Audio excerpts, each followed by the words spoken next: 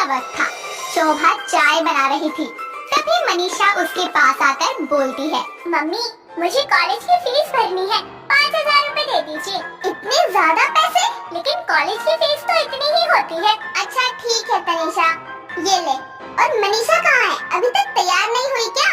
मनीषा तो आपके सामने खड़ी है। आज पहले उठ गई तभी तो फायदा उठा रही हूँ। हाँ मम्मी, वो तो अभी तक घोड़े बेच के सो रही है। जा जल्दी, उसे भी उठा दे, कॉलेज तेरे साथ ही तो जाएगी वो। हाँ मम्मी, मैं बोल देती हूँ। इतना बोलकर मनीषा चली जाती है और 2 मिनट बाद तनीषा शोभा के पास जाकर अपनी कॉलेज की फीस के पैसे मांगती है।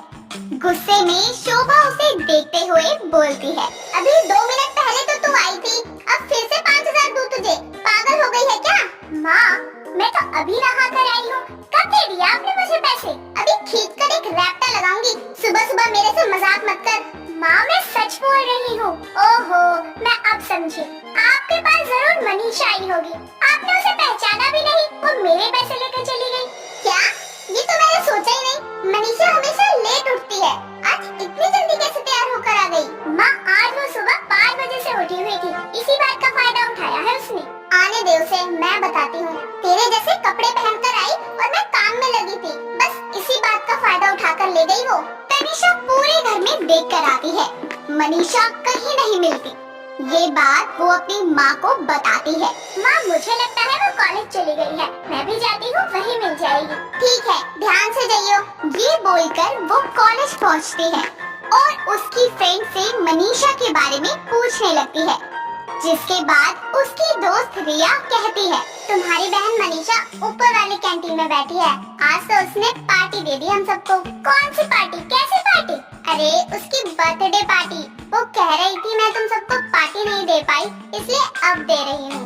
उसके बर्थडे की पार्टी? अरे ऐसा कैसे हो सकता है? हमारा बर्थडे तो एक साथ आता है और अभी उसमें 4 महीने बाकी है। ये लड़की मेरे फीस के पैसे उड़ाई जा रही है, इससे पहले ये सारे पैसे उड़ा दे, मुझे इस तक पहुंचना होगा। इतना बोलकर वो मनीषा के पास पहुंचती है और उससे कहती है, मनीषा क्या कर रही है तू? ये तू पागल हो गई है? मेरी कॉलेज के फीस के पैसे लुटाए जा रही है। अच्छा, तो तू आ गई और तुझे पता चल गया। पहले तो तू तमीज से बात कर, तेरी बड़ी बहन हूँ मैं। 6 मिनट पहले हो गई तो इसका मतलब तू बड़ी नहीं है। आया समझ में? जुड़वा है हम तो सब कुछ बराबर का है। ये ले पकड़ 3,000 रूपए, 2,000 रूपए पार्टी में लग गए। बेटा पैसे तो तू ही देगी, चाहे फिर तेरी पॉकेट मनी से ही क्यों न लेने पड़े। मैं जब दूंगी तब ना। चल बेबी, मम्मी से कहकर ले लूंगी। दोनों लड़ ही रही होती है कि उसकी फ्रेंड रिया वहाँ आकर बोलती है, अरे तुम में से मनीषा कौन है और तनीषा कौन है? समझ ही नहीं आ रहा। बहुत सिंपल है, गेस कर। मुझे समझ नहीं आ रहा, तुम ही बता दो। अरे तनीषा को देख और मुझे देख, इसके होठों के ऊपर तिल है और मेरे होठों के नीचे तिल है। बस गलती तेरी नहीं है, कभी कभी हमारे घर वाले भी धोखा खा जाते हैं और आज तो मैंने मम्मी को ही पागल बना दिया। देख रिया, जरा भी शर्म नहीं आ रही इसको, भला ऐसे कोई करता है? इसके बाद दोनों अपनी कॉलेज क्लास लेने के लिए चली जाती हैं और शाम को एक बस स्टैंड पर खड़ी हो जाती हैं, जिसके बाद में तनीषा बोलती है, अरे यार 5 बज गए, अभी तक बस नहीं आई। अरे बस है वो, मेट्रो नहीं है जो टाइम से आकर तेरे लिए खड़ी हो जाएगी। अरे तुझे किसी ने कुछ कहा है क्या? जब देखो फालतू में लड़ती रहती है, तो तू भी लड़ा करना। तुझे किसी ने मना किया है क्या? खामखा आज्ञाकारी बनकर घूमती है। अरे फायदा ले ले अपनी जिंदगी का, कोई जरूरत नहीं है, तू ही काफी है। दोनों झगड़ने लगते हैं कि रिया स्कूटी पर आती है और मनीषा उसी के साथ में चली जाती है और बेचारी तनीषा को बस का वेट करते हुए आधा घंटा बीत जाता है। तभी एक चोर आकर उसके पर्स पर झपट जाता है, लेकिन तनीषा अपने पर्स को बचाते हुए बोलती है, छोड़ छोड़ मेरा पर्स, वरना तुझे बहुत मारूंगी। तभी वहाँ एक शुभम नाम का लड़का आकर उसकी हेल्प करता है और उस चोर को मार मार कर भगा देता है, जिसके बाद में वो उसे बोलता है, ये लीजिए आपका पर्स। आप ठीक तो है ना? उसने कुछ किया तो नहीं? जी मैं बिल्कुल ठीक हूँ, थैंक यू मेरी हेल्प करने के लिए। कोई बात नहीं, अगर आपको बुरा न लगे तो मैं आपको ड्रॉप कर दूं? अरे कोई बात नहीं, मैं खुद चली जाऊंगी। देखिए अंधेरा होने को आया है, आप मेरे साथ सेफ रहेंगी, आई प्रॉमिस। शुभम की बात मानकर तनीषा उसके साथ बैठ जाती है और वो उसे घर पर ड्रॉप कर देता है। अगले दिन भी उसी बस स्टॉप पर शुभम तनीषा का वेट करता है। कुछ देर बाद में तनीषा वहाँ आती है और वो उससे बातचीत करने लगता है, जिसके बाद वो उसे घर ड्रॉप करता है। ये सिलसिला काफी हफ्तों तक चलता है। ऐसे ही एक दिन तनीषा को बुखार आता है और वो कॉलेज नहीं आती। उस दिन रिया भी कॉलेज नहीं आई थी और मनीषा बस का वेट कर रही थी। तभी वहाँ शुभम आता है और उसका हाथ प्यार से पकड़कर बाइक पर बैठने को कहता है। तभी मनीषा गुस्से में बोलती है, ओ हेलो भैया, कौन हो तुम? मेरा हाथ पकड़ने की हिम्मत कैसे हुई? मजाक कर रही हो ना तुम? चलो आओ, मैंने तुम्हारे लिए एक बहुत बढ़िया सरप्राइज रखा है। चलो। अबे ओ साले, पागल हो गया है क्या? फालतू में चेप हो रहा है मेरे। अरे मुझे नहीं चाहिए तेरा कोई भी सरप्राइज। एक बार में कल्टी हो जाए यहाँ से, वरना मेरा पारा हाई हो गया ना तो तुझे यहीं ढेर कर दूंगी। यार तुम कैसे बातें कर रही हो अपने बॉयफ्रेंड से? ऐसे थोड़ी होता है। तनीषा, इतनी भी क्या नाराजगी? 5 मिनट ही तो लेट आया हूँ, अब गुस्सा थूक भी दो। क्या कहा तुमने? तुम तनीषा के बॉयफ्रेंड हो? हाँ बॉयफ्रेंड हूँ। ये कैसी बात कर रही हो तुम तनीषा? मैं शुभम, भूल गई क्या? अरे ओ ढक्कन, मैं मनीषा नहीं तनीषा हूँ। मनीषा मेरी जुड़वा बहन है, उसे बुखार है इसलिए वो आज कॉलेज नहीं आई। क्या तुम दोनों जुड़वा बहनें हो? और क्या हुआ तनीषा को? डॉक्टर के पास नहीं गई क्या वो? प्लीज तुम मुझे उससे मिलवा दोगी, मुझे बहुत टेंशन हो रही है। हाँ मिलवा दूंगी, लेकिन पहले तुम्हें मुझे एक चॉकलेट दिलवानी होगी और मुझे घर भी ड्रॉप करना होगा। ठीक है। इस तरह वो उसे चॉकलेट दिला देता है और घर के बाहर बाइक पर खड़ा हो जाता है। ये देखकर मनीषा बोलती है, बड़े चंट हो, घर का एड्रेस भी पता है। अच्छा यही रुको, मैं उसे लेकर आती हूँ। ठीक है। मनीषा अपनी बहन तनीषा को बुला कर लाती है और तनीषा चादर ओढ़कर बाहर कांपती हुई आती है, जिसके बाद बाहर आकर वो बोलती है, शुभम तुम यहाँ कैसे और क्यों आए हो? तुमसे मिलने आया हूँ, तुम्हारी बहन से मिला, मुझे धोखा हो गया। मैं तुम्हें समझ बैठा था उसको। हाँ वो मेरे जैसी है, मेरी जुड़वा है ना, इसीलिए लोग ज्यादातर हमसे धोखा खा जाते हैं। जल्दी से ठीक हो जाओ जान, कल तुमसे मिलूंगा मैं। इतना बोलकर वो उसे गले लगा लेता है। वक्त बीतता है। मनीषा शुभम को अक्सर तनीषा बनकर परेशान किया करती थी। कुछ दिन में शुभम और तनीषा अपने रिश्ते के बारे में अपने अपने घर वालों को बता देते हैं। दोनों के परिवार वाले आपसी सहमति से रिश्ता पक्का कर देते हैं। कुछ ही दिनों बाद में तनीषा और शुभम की शादी हो जाती है। सुहाग रात को मनीषा को एक शरारत सूझती है और वो अपनी बहन के कमरे में उसी की तरह दुल्हन का जोड़ा पहनकर बैठ जाती है और घूंघट कर लेती है। कुछ ही देर में शुभम वहाँ आता है और मनीषा मन ही मन में सोचती है, आज तो मजा आएगा शुभम जीजू को उल्लू बनाकर। अरे तुम घूंघट करके क्यों बैठी हो? ऐसे कर रही हो जैसे कभी देखा ही ना हो। अरे नहीं, ऐसी कोई बात नहीं है, बस ऐसे ही थोड़ी घबराहट सी हो रही है। चलो अब मेरे करीब भी आ जाओ। अरे रुकिए, इतनी भी क्या जल्दी है? तभी खिड़की की तरफ तनीषा को देखकर वो समझ जाता है कि ये मनीषा है और शुभम बोलता है, आज तुम्हें मुझसे कोई नहीं बचा सकता तनीषा बेबी। आज सिर्फ तुम, मैं और ये हसीन रात होगी। ये बोलकर शुभम जैसे ही उसके क्लोज जाता है, मनीषा खुद ही घूंघट उठाकर घबराती हुई बोलती है, अरे शुभम जीजू ये मैं हूँ, आपकी तनीषा खिड़की के बाहर खड़ी है। मुझसे बचकर नहीं भाग सकती तुम तनीषा, मुझे उल्लू बनाना चाहती हो ना? नहीं जीजू, मैं सच कह रही हूँ, मैं और तनीषा मिलकर आपके साथ प्रैंक कर रहे थे। जानता हूँ, तुम्हें क्या लगा प्रैंक करना सिर्फ तुम दोनों बहनों को आता है? मैं भी मजाक कर रहा था। मनीषा घबराकर अपनी बहन को अंदर भेज देती है, जिसके बाद में तनीषा और शुभम अपनी लाइफ की नई शुरुआत करते हैं। कंचन पढ़ाई पूरी करके वापस घर लौटती है, जहाँ उसकी माँ सुनीता उसके लिए शरबत बनाती है, तो वहीं पिता नरेश अपनी बेटी का इंतजार कर रहे होते हैं। जैसे ही कंचन घर के दरवाजे पर आती है, तो उसकी माँ बोलती है, आ गई मेरी बच्ची। हाय कितनी पतली हो गई है, हॉस्टल में खाना नहीं मिलता क्या? माँ आप मेरा कुछ भी बोलती हैं। अरे आजकल की लड़कियों को पतला ही रहना चाहिए। अरे क्या आप उसको दरवाजे पे खड़े खड़े सुखा रही हो? अंदर भी आने तो बेचारी को, थक गई होगी वो। जिसके बाद कंचन अंदर आकर सोफे पर बैठ जाती है और सुनीता उसे शरबत लाकर देती है और शरबत पीकर कंचन बोलती है, वाह माँ, इतने दिनों बाद आपके हाथ का शरबत पीकर मजा ही आ गया। और हम तो यही शरबत पीकर जी रहे हैं बेटा।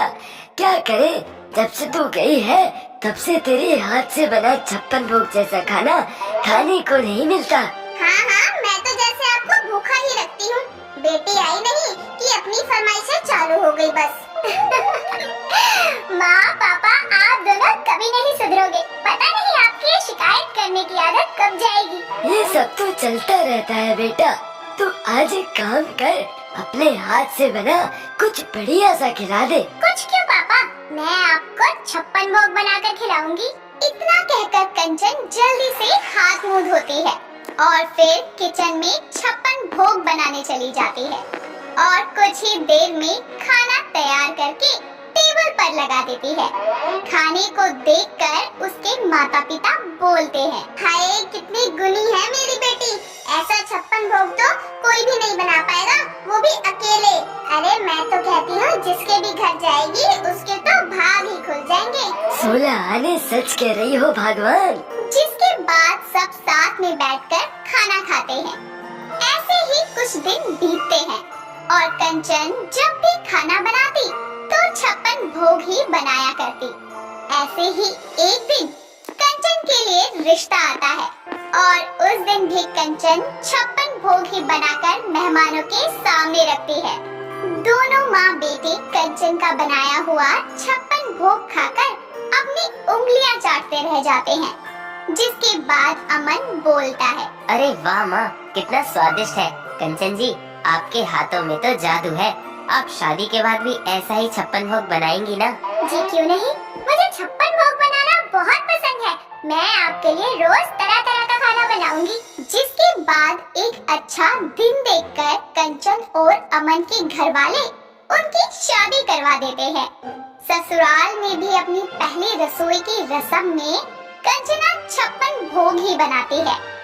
ऐसे ही दिन बीतते हैं और कंचन नए नए तरीकों से 56 भोग बनाया करती। कभी उसमें मराठी तो कभी गुजराती या फिर बिहारी खानों का मिश्रण डाला करती, तो कभी चाइनीज खाने का। इसी तरह वो रोज ढेर सारा खाना बनाया करती।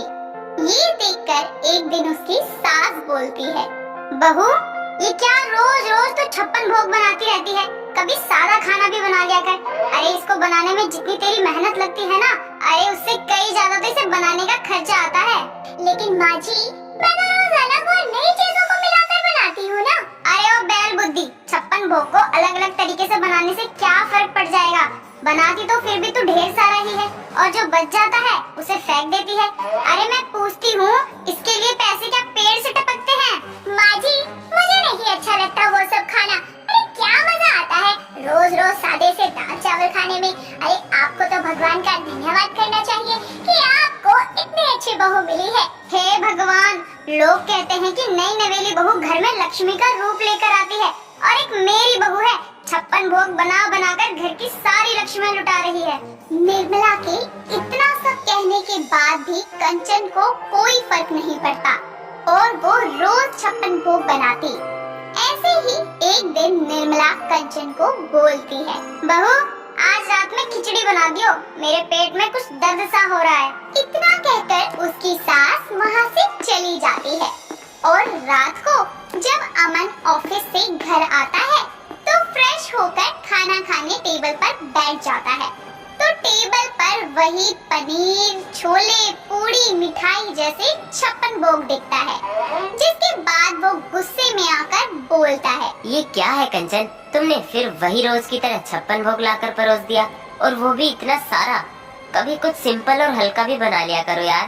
वही तो, अरे 3 लोगों के लिए भी 56 भोग बना के रख देती है। अरे इतना सारा खाना रोज रोज कौन खाएगा?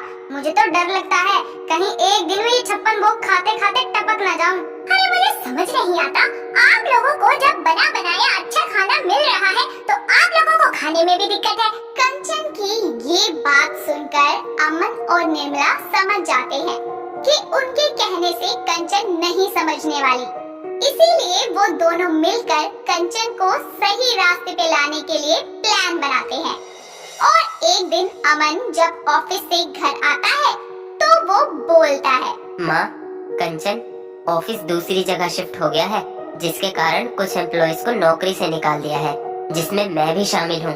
और आप दोनों को तो पता है कि ये घर हमें ऑफिस की तरफ से ही मिला था, तो अब हमें इसे भी छोड़ना पड़ेगा। क्या? अब हमें ये घर छोड़ना पड़ेगा? अमन जी, फिर हम कहाँ जाएंगे? मैंने अपनी सेविंग से एक छोटा सा घर किराए पर लिया है। अब हमें वहीं रहना होगा जब तक कि मुझे कोई दूसरी नौकरी नहीं मिल जाती। ये सब सुनने के बाद तो जैसे कंचन के होश ही उड़ जाते हैं। फिर वो तीनों अपना जरूरी सामान लेकर किराए के मकान में रहने लगते हैं। और ऐसे ही एक दिन कंचन अपनी सास से बोलती है, माँ जी, बाजार से कुछ सब्जियाँ ले आइए ना, घर में कुछ भी नहीं है बनाने को। अरे तुझे तो पता है कि सब्जियाँ फ्री में नहीं मिलती और मेरे पास पैसे नहीं है कि मैं रोज रोज कुछ अलग अलग खरीदूं, तो जो कुछ भी घर में है वही बना दे। अरे हाँ, मैं तो भूल ही गई कि महारानी को 56 भोग बनाने की आदत है, इनसे तो कुछ और बनेगा ही नहीं। इतना कहकर निर्मला खुद ही खाना बनाने लगती है और रात को तीनों मिलकर चटाई पर बैठकर खाना खाते हैं। तो कंचन अपने सामने थाली में नमक और रोटी देखकर बोलती है, माँ जी, ये क्या है? नमक और रोटी? अरे मैंने अपनी पूरी जिंदगी में कभी ऐसा खाना नहीं खाया। छी, ये कितना बेस्वाद है, इसमें कोई मजा नहीं है। हाँ, तो अब तेरे लिए 56 भोग परोसूं क्या? देख बहू, दिन हमेशा एक जैसे नहीं होते, जो रखा है सामने वो खा ले, और अगर नहीं खाना तो भूखी मर। इतना बोलकर वो खाना खाने लगती है और कंचन को एहसास होता है कि सच में उसने कितना खाना वेस्ट किया है और अब वही खाना उसके नसीब में नहीं है। फिर वो दुखी होकर बोलती है, माँ जी, अमन जी, मुझे समझ आ गया है कि खाने की क्या अहमियत होती है। आप लोग जो भी कहते थे वो बिल्कुल ठीक था, खाना हमेशा हिसाब से ही बनाना चाहिए। तो अब तुम्हें खाने की अहमियत पता चल ही गई। तुम जानती हो, जितना खाना बचा तुम फेंक देती थी, उतना तो किसी को नसीब भी नहीं होता। हाँ बहू, और 56 भोग कभी कभी ही अच्छा लगता है, हमेशा नहीं। और तुझे इस बात का एहसास हो, इसीलिए हम सब ने ये नाटक किया। नाटक मतलब ये कि मेरी कोई नौकरी नहीं गई और ना ही हमारा घर हमसे लिया गया है। वो तो तुम्हारे हाथ का बना 56 भोग बार बार ना खाना पड़े और बाकी खाना ऐसे बर्बाद ना हो, इसीलिए हमने ये सब किया। ऐसे ही अगले दिन वो लोग अपने पहले वाले घर में आते हैं और अब कंचन अपनी सास से सिंपल सादा खाना बनाना सीख लेती है। ऐसे ही कंचन और उसका परिवार खुशी खुशी रहने लगता है। सुहानी अपने पति श्याम के साथ बाहर घूमने जाती है, जहाँ उसकी बचपन की दोस्त मोनिका उसको देखकर उसके पास आती है और उससे बोलती है, क्या बात है, तू शादी के बाद इतनी बिजी हो गई कि अपने बचपन की दोस्त को ही भूल गई? नहीं यार, ऐसा कुछ नहीं है। अच्छा, तो मिलवा अपने पति से। ये है मेरे पति श्याम।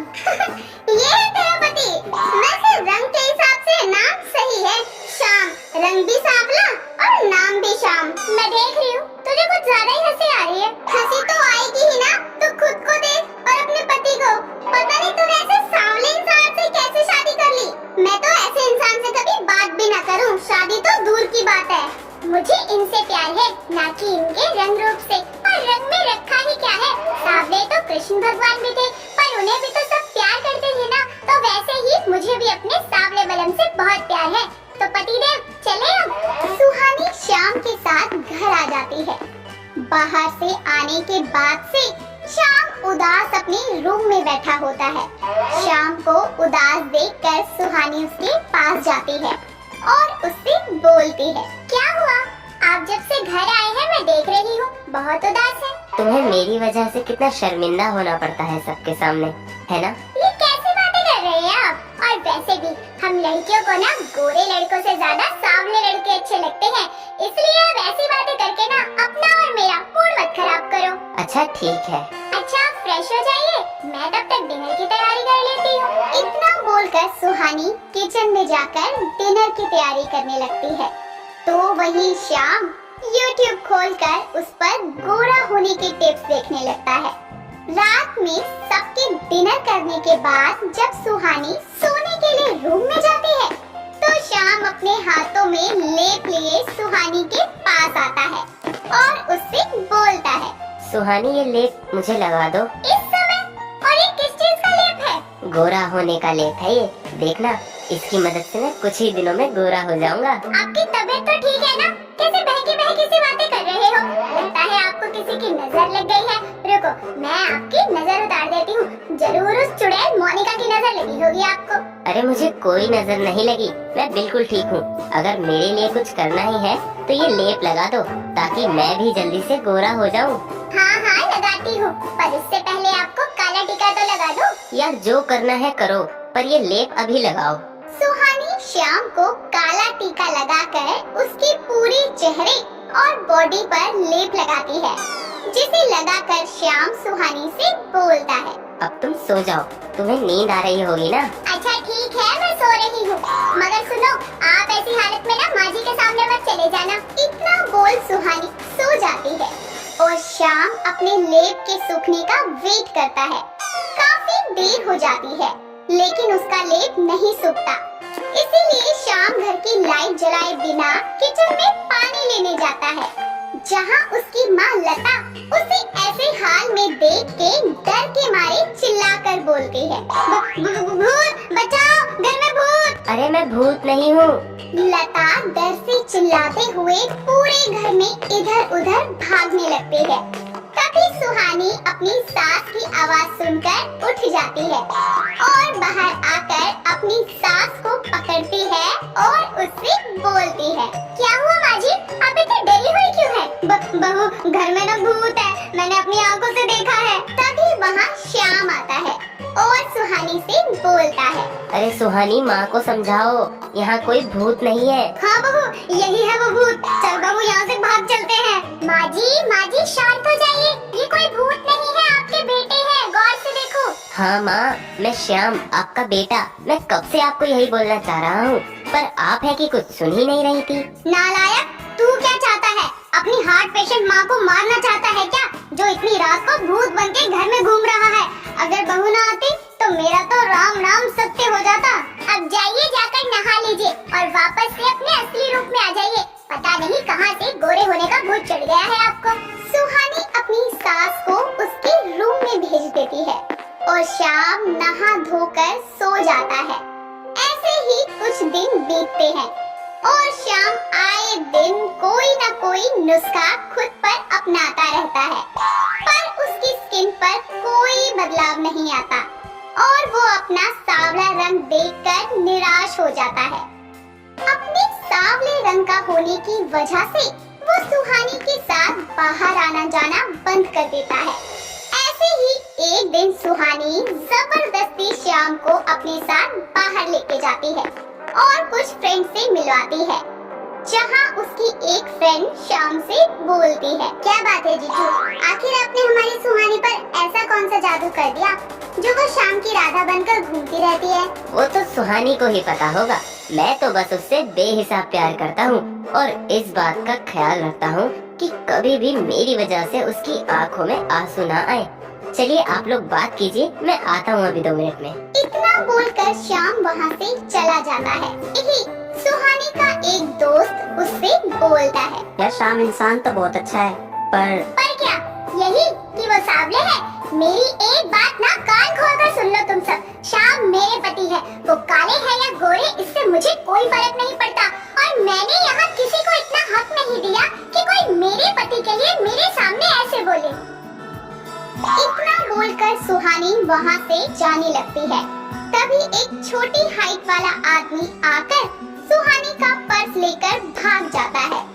सुहानी और श्याम उस चोर का पीछा करते हैं, पर वो चोर बचकर निकल जाता है, जिसके बाद सुहानी श्याम से बोलती है, आज का दिन ही मनहूस है, पता नहीं मैं क्यों बाहर आई। चलो कोई बात नहीं, तुम अपना दिल छोटा मत करो, वैसे भी तुम्हारे पर्स में मेकअप के अलावा कुछ नहीं होता, जिसने भी चोरी किया होगा वो रोएगा ही। आप मेरा मजाक उड़ाना बंद कीजिए। अरे आपको पता भी है उस बैग में मेरी रिंग थी जो आपने मुझे दी थी। कोई बात नहीं सुहानी, मैं तुम्हें वैसी ही दूसरी रिंग दे दूंगा। अब चलो, अपने सावले बलम की बात नहीं मानोगी? श्याम के बोलने पर सुहानी धीरे धीरे चलने लगती है। तभी रास्ते में उसे मोनिका दिखाई देती है। मोनिका को देखकर सुहानी उसके पास जाती है और सुहानी बोलती है, अरे मोनिका, तूने शादी कर ली? अरे बताया भी नहीं, बुलाया भी नहीं। हाँ वो अब तुझे पता तो है यार, शादी के बाद जिम्मेदारियाँ कितनी बढ़ जाती है और जल्दी जल्दी टाइम ही नहीं मिला कि किसी को बता सकूं कुछ। अच्छा चल कोई बात नहीं, शादी में नहीं बुलाया तो ना सही, कम से कम अपने पति की फोटो ही दिखा दे, मैं भी तो देखूं तेरा पति कितना हैंडसम है। अरे वो ना मेरा फोन खराब हो गया तो उनकी फोटो है नहीं अभी। मोनिका बहाने मार कर वहाँ से जा ही रही होती है कि तभी वही आदमी जिसने सुहानी का पर्स चोरी किया था वो मोनिका के पास आता है और उससे बोलता है, मोनिका डार्लिंग, घर चलो, आज का खर्चा निकल गया है। इतना बोलकर उसकी नजर सुहानी पर पड़ती है और वो सुहानी को देखकर वहाँ से भाग जाता है। ये देखकर सुहानी मोनिका का मजाक बनाते हुए उससे बोलती है, ओहो, तो ये है तेरी जीरो मूवी का हीरो। अरे इसीलिए बोलते हैं कि कभी किसी का मजाक नहीं बनाना चाहिए, नहीं तो जिंदगी हमारा ही मजाक बना देती है। और आपको भी आज ये सब देखकर समझ आ गया होगा ना कि रंग में कुछ नहीं रखा। इतना बोलकर सुहानी श्याम के साथ घर आ जाती है, जहाँ श्याम उससे अपनी गलतियों की माफी मांगता है। सुहानी भी सारी बातें भूलकर श्याम को माफ कर देती है, जिसके बाद श्याम गोरा होने के पागलपन को छोड़ देता है और अपने सांवले रंग को स्वीकार कर लेता है। पूजा बहुत प्यारी और सुलझी हुई लड़की थी, जिसे नई नई घड़ियां पहनने का बहुत शौक था। उसके पिता किशोरी लाल का निधन उसके बचपन में ही हो गया था। उसकी माँ माया भी अपनी बेटी को किसी चीज के लिए भी रोका टोका नहीं करती। ऐसे ही एक दिन पूजा अपनी माँ से बोलती है, माँ मुझे 5000 रुपए दे दो, मार्केट में नई घड़ी आई है, मुझे वो लेनी है। बेटा कैसी बातें करती है, तूने अभी तो 10,000 की घड़ी ली थी और अब फिर से? माँ अगर पिताजी जिंदा होते ना तो वो मुझे कभी मना नहीं करते, काश उस दिन उनके साथ साथ मैं भी इस दुनिया से चली गई होती। इतना बोलकर पूजा रोती हुई अपने कमरे में चली जाती है और बेचारी माया का दिल बुरी तरह टूट जाता है। माया अपने घर की तिजोरी से अपनी दवाई के लिए बचाए हुए पैसे निकालती है और पूजा को देती हुई बोलती है, गुड़िया ऐसी छोटी छोटी बातों पर रोया नहीं करते बेटा, ये ले पैसे और ले आ जो तुझे चाहिए। सच्ची माँ तुम बहुत प्यारी हो, आई लव यू, और मुझे माफ कर दो, मैंने गुस्से में तुम्हें ज्यादा ही कह दिया, सॉरी माँ। कोई नहीं बच्चे, मुझे पता है तू मुझसे बहुत प्यार करती है मेरी लाडो, तेरे बिना मेरा है ही कौन, फिर कभी ऐसा मत कहना। पूजा पैसे लेकर खुशी खुशी वॉच शॉप पर जाती है और सेल्समैन से बोलती है, भैया ये घड़ी कितने की है? मैं मात्र 5000 रुपए, आज ही आई है मार्केट में, ब्रांड न्यू है। ओके पैक कर दो। पूजा वॉच लेकर घर आती है और अपनी माँ को दिखाती हुई बोलती है, माँ देखो ये घड़ी कितनी सुंदर है, बस 5000 की है। तू खुश है बेटी, मुझे और कुछ नहीं चाहिए। पूजा वॉच को ले जाकर अपनी बाकी की घड़ियों के साथ रख देती है और कपड़ों से मैचिंग की दूसरी घड़ी पहनकर कॉलेज जाती है, जहाँ उसका बॉयफ्रेंड उसे बोलता है, पूजा इतनी लेट क्यों आई तुम, कहाँ थी? जान मेरी माँ ने मुझे नई घड़ी दिलवाई है, वो भी पूरे 5000 की। पूजा तुम्हारे पिता के देहांत के बाद तुम्हारी माँ ने तुमको बहुत प्यार से पाला है, तुमको उनके पैसे ऐसे फिजूल खर्च नहीं करवाने चाहिए। ओ हेलो, फिजूल खर्ची किसे बोल रहे हो? अरे एक ही तो शौक है मेरा घड़ियों का, अब वो भी पूरा ना करूं? खुद तो तुम इतने चिंदी हो कि आज तक मुझे कुछ नहीं दिलवाया, टॉफी तक नहीं दिलवाई, अब मेरी माँ दिलवा रही है तो भी तुम्हें मिर्चियाँ लग रही है। तुमको तो समझाना ही बेकार है, आज के बाद मुझसे कभी बात मत करना, एक दिन तुम्हें खुद समझ आ जाएगा कि तुम अपने बेफालतू के शौक पूरे करने के लिए कितना गलत कर रही हो। साहिल इतना बोलकर चला जाता है और पूजा भी अपनी क्लासेस लेकर वापस घर आ जाती है। घर आकर पूजा देखती है कि उसकी माँ बेड पर पड़ी हुई खांस रही है, जिसे देखकर पूजा उसे उठाती हुई बोलती है, माँ क्या हुआ, तुम ठीक तो हो ना? हाँ बेटा मैं ठीक हूँ, वो मेरी दवाई खत्म हो गई थी तो तू ले आ और बचे हुए पैसे मुझे लाकर दे दियो, तेरे पिताजी की पेंशन थोड़ी ही बची है और उससे ही घर चलाना है। ठीक है माँ, जैसा तुम बोलो। पूजा दवाई लेने निकल जाती है और दवाई लेकर आते हुए उसे दिखाई देता है कि वॉच की उसी शॉप पर सेल लगी है। पूजा को कुछ समझ नहीं आता और वो शॉप के अंदर चली जाती है, जिसके बाद सेल्समैन उसे देखकर बोलता है, अरे मैम, आप फिर? आप परसों ही तो 5,000 की घड़ी लेकर गए थे। ओह, तो अब मुझे तुमसे पूछ कर घड़ी खरीदनी है क्या? सॉरी मैम, मेरा वो मतलब नहीं था। बताइए आपको क्या दिखाऊं? अब क्या घड़ी की शॉप पर गोलगप्पे खाने थोड़ी ना होंगी। चलो जल्दी से मुझे अच्छी अच्छी घड़ियां दिखा दो। पूजा बचे हुए पैसों से वॉच खरीद लेती है और घर आ जाती है, जिसके बाद वो घड़ी को अपनी माँ को दिखाते हुए बोलती है, माँ देखो, मैं कितनी सुंदर घड़ी लेकर आई हूँ, वो भी सेल से। पूजा बेटा, मैंने तुझे मना किया था पैसे बर्बाद मत करियो, पर तू पैसे बर्बाद नहीं किए माँ। सस्ती घड़ी लाई हूँ, महंगी नहीं लाई। बेटा पैसे बचाना सीख, अगर यूं ही फिजूल खर्ची करती रही तो जल्दी हम सड़क पर आ जाएंगे। पूजा माया के समझाने पर भी उसकी एक नहीं सुनती और आए दिन घड़ियां खरीदती रहती। ऐसे ही दिन बीतते हैं और एक दिन माया रसोई में काम करते करते चक्कर खा के गिर जाती है। तभी वहाँ पूजा आती है और अपनी माँ को ऐसे देखकर घबरा जाती है, जिसके बाद वो तुरंत उसे हॉस्पिटल लेके जाती है, जहाँ जाने पर डॉक्टर माया को देखकर पूजा से बोलती है, अरे ये क्या हो गया इनको? डॉक्टर पता नहीं माँ को क्या हुआ, वो अचानक से बेहोश हो गई। पहले तो बिल्कुल ठीक थी। नहीं मिस पूजा, आप गलत हैं। आपकी माँ को पिछले 6 महीनों से लंग्स में दिक्कत है। ये अपना इलाज करवाने इसी हॉस्पिटल में आती है। मैंने इन्हें कई बार बोला है कि अपना ऑपरेशन करवा लें, पर ये हर बार ये बोल के टाल देती थी कि मेरी पूजा के लिए घड़ी लेनी है। लेकिन अब अगर इन्होंने 1 हफ्ते के अंदर अंदर ऑपरेशन नहीं करवाया तो इन्हें बचाना बहुत मुश्किल होगा। डॉक्टर कितने पैसों की जरूरत है? ऑपरेशन का खर्चा 50,000 रुपए तक आएगा। पूजा को डॉक्टर की बात सुनकर गहरा सदमा लगता है और उसे अपनी गलती का एहसास होता है कि कैसे वो अपने शौक को पूरा करने के लिए अपनी माँ से जिद करके पैसे लेती थी और माया कैसे भी करके उसे पैसे दे देती थी। पूजा फूट फूट कर वहीं रोने लगती है और अपने हाथ की घड़ी उतारकर फेंक देती है, जिसके बाद वो भागी भागी साहिल के पास जाती है और उससे बोलती है, साहिल मुझे 50,000 रुपए की बहुत जरूरत है, प्लीज मेरी मदद कर दो। क्यों, क्या हुआ? मार्केट में कोई नई घड़ी आई है क्या? नहीं, मेरी माँ बीमार है, उनके इलाज के लिए चाहिए, वो कमला हॉस्पिटल में एडमिट है। शर्म करो पूजा, एक घड़ी के लिए झूठ तो मत बोलो। और वैसे भी मैंने तो आज तक तुमको एक टॉफी भी नहीं दिलवाई ना, तो अब क्यों करूँ मैं मदद तुम्हारी? लेकिन साहिल पूजा की बात पर यकीन नहीं करता और वहाँ से चला जाता है, जिसके बाद पूजा रोते हुए खुद से बोलती है, भगवान, अगर मैंने फालतू खर्चे किए ना होते तो आज मेरी माँ ऐसे जिंदगी और मौत के बीच में झूल नहीं रही होती। मैंने अपने शौक को पूरा करने के लिए अपनी माँ की जान को खतरे में डाल दिया। कितनी बुरी बेटी हूँ मैं। पूजा बेचारी रोते हुए अपनी बात सेल्समैन को बताती है, जिसे सुनकर वो बोलता है, मैं आपके पैसों से तो मदद नहीं कर सकता, पर आपको एक सलाह दे सकता हूँ। प्लीज बताओ, मैं अपनी माँ के लिए कुछ भी कर सकती हूँ। मैम, हमारी कंपनी पुरानी घड़ियाँ भी खरीदती है। अगर आप चाहें तो अपनी पुरानी घड़ियाँ हमें बेच सकती है, शायद आपकी कुछ मदद हो जाए। और हमारे यहाँ एक फीमेल सेल्स गर्ल की भी जरूरत है। अगर आप चाहें तो हमारे यहाँ काम भी कर सकती हो।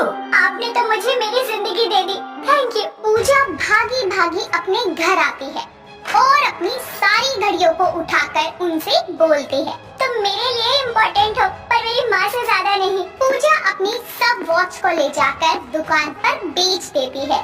इसी के साथ साथ दुकान पर काम करना भी स्वीकार करती है। पूजा जल्दी से जैसे तैसे हॉस्पिटल पहुँचती है तो देखती है कि उसकी माँ का ऑपरेशन शुरू हो गया है और साहिल बाहर खड़ा है।